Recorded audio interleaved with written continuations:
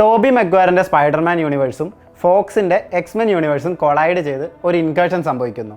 സ്വന്തം റിയാലിറ്റി സംരക്ഷിക്കാൻ വേണ്ടി സ്പൈഡർമാൻ യൂണിവേഴ്സിനെ നശിപ്പിക്കാൻ വോൾവറിനും ഡെഡ്പൂളും എത്തുന്നു, കൂടെ മറ്റ് മ്യൂട്ടൻസും. ഇവരെല്ലാം ഒറ്റയ്ക്ക് നേരിടുന്ന ടോബിയുടെ സ്പൈഡർമാൻ. അബ്സല്യൂട്ട് പീക്ക് എന്ന് വിശേഷിപ്പിക്കാവുന്ന ഈ ഇൻസിഡൻ്റാണ് അവഞ്ചേഴ്സ് ഡൂംസ്ഡേയുടെ ഓപ്പണിംഗ് ആക്ട്. കുറച്ച് ദിവസമായി സോഷ്യൽ മീഡിയയിലൊക്കെ കത്തി നിൽക്കുകയാണ് ഈ rumour. Spiderman brand new day ഇറങ്ങിയതിന് ശേഷം അതൊന്നുകൂടി ആക്റ്റീവായി. ജസ്റ്റ് റൂമർ ആയിരുന്നിട്ടും ആളുകൾക്കിടയിൽ ഇത്ര ഹൈപ്പ് കയറാൻ കാരണം ബ്രാൻഡ് ന്യൂ ഡേയുടെ ആ പോസ്റ്റ് ക്രെഡിറ്റ് സീൻ കൂടിയാണ്. എന്താണ് ഇതിൻ്റെ സത്യാവസ്ഥ? എവിടെ നിന്നാണ് ഈ റൂമർ വന്നത്? ടോബിയുടെ പീറ്ററെ, പലരുടെയും ചൈൽഡ്ഹുഡ് ഹീറോയെ വീണ്ടും ബിഗ് സ്ക്രീനിൽ കാണാനാകുമോ? രണ്ട് യൂണിവേഴ്സുകൾ തമ്മിൽ കൂട്ടിയിടിക്കുന്ന ഇൻസിഡൻ്റ് ആണ് ഇൻകേർഷൻ. ഈ യൂണിവേഴ്സുകളിലെ ഏതെങ്കിലും ഒരു എർത്തിനെ നശിപ്പിച്ചില്ലെങ്കിൽ രണ്ടും കൂട്ടിയിടിച്ച് ഒരുമിച്ച് നശിക്കും. സ്വന്തം യൂണിവേഴ്സ് രക്ഷിക്കാൻ ടോബിയുടെ യൂണിവേഴ്സ് നശിപ്പിക്കുകയാണ് എക്സ്മെൻ ടീമിൻ്റെ ഏക മാർഗം. ടോബിയുടെ യൂണിവേഴ്സ് നശിപ്പിച്ചാൽ ഇൻകേർഷൻ ഇല്ലാതാവുകയും എക്സ്മെൻ യൂണിവേഴ്സ് സർവൈവ് ചെയ്യുകയും ചെയ്യും. അതായത് സ്പൈഡർമാൻ്റെ യൂണിവേഴ്സിലെ ബില്യൺസ് ഓഫ് ആളുകളെ കൊന്ന് സ്വന്തം ഭൂമിയിലെ ആളുകളെ രക്ഷിക്കുന്ന പരിപാടി. അതേസമയം ഓരോ യൂണിവേഴ്സിനും ഓരോ ആങ്കർ ബീയിങ് ഉണ്ട്. ആ യൂണിവേഴ്സിലെ ആങ്കർ ബീയിങ് പീറ്റർ പാർക്കർ ആണെന്നും പീറ്ററെ കൊന്നാൽ ഇൻകേർഷൻ സ്ലോ ആകുമെന്നാണ് മറ്റൊരു തിയറി. ഇതിൽ രണ്ടിലും പ്രധാനമായി പറയുന്ന ഒന്ന് സ്പൈഡർമാനും വോൾവറിനും തമ്മിലുള്ള ഫൈറ്റാണ്. ഈ റൂമറൊക്കെ ഉള്ളതാണെങ്കിൽ ഫാൻ ഫേവറേറ്റ് ആയ രണ്ട് സൂപ്പർ ഹീറോസ് തമ്മിൽ ഫൈറ്റ് ചെയ്യുന്നത് ഒരു ഫ്രഷ് ഫീലിംഗ് ആയിരിക്കും. അതിൽ ആര് ജയിച്ചാലും തോറ്റാലും പിന്നീട് അങ്ങോട്ടുള്ള സീനുകളിൽ അത് നമ്മളെ ഹോണ്ട് ചെയ്യുകയും ചെയ്യും.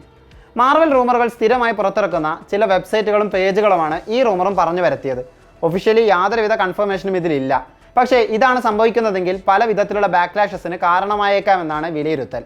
വൻ ഹൈപ്പിൽ കാത്തിരിക്കുന്ന ഡൂംസ്ഡേയിൽ ആദ്യം 3 മിനിറ്റിൽ തന്നെ ഇത്രയും കാലം ഇഷ്ടപ്പെട്ട് കൊണ്ടു നടന്ന സ്പൈഡർമാനെ കൊന്നുകളഞ്ഞാൽ ഫാൻസ് അതിനോട് എങ്ങനെയാകും റിയാക്ട് ചെയ്യുക എന്നത് പ്രെഡിക്റ്റ് ചെയ്യാൻ പോലും ആകില്ല.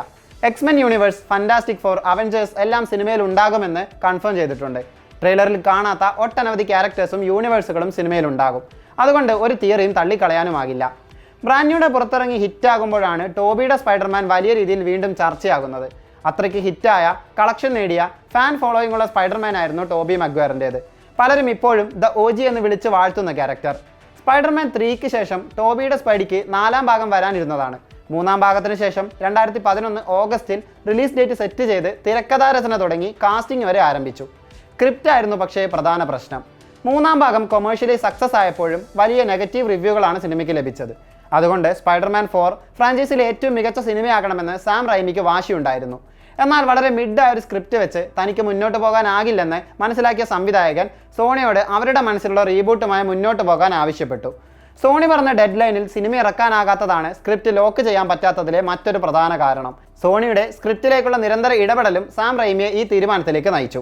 പിന്നീട് ആൻഡ്രൂവിൻ്റെ 2 അമേസിംഗ് സ്പൈഡർമാനും MCUവിൽ ടോം ഹോളണ്ടിൻ്റെ സ്പൈഡർമാനും വന്നു. 2021 നോവേ ഹോമിൽ ഇവർ 3 പേരും ഒരുമിച്ചെത്തി. ഇനി വരാനിരിക്കുന്ന ഡൂംസ്ഡേയിൽ ആരൊക്കെ അപ്പിയർ ചെയ്യുമെന്ന് കണ്ടറിയണം. ഫാൻ തിയറികളിലേതുപോലെ ടോബിയുടെ സ്പൈഡിക്കൊപ്പം മറ്റ് 2 പേരും കൂടെ എത്തി സിനിമ ഒരു ഗംഭീര ട്രീറ്റ് നൽകുമെന്ന് വിശ്വസിക്കാം.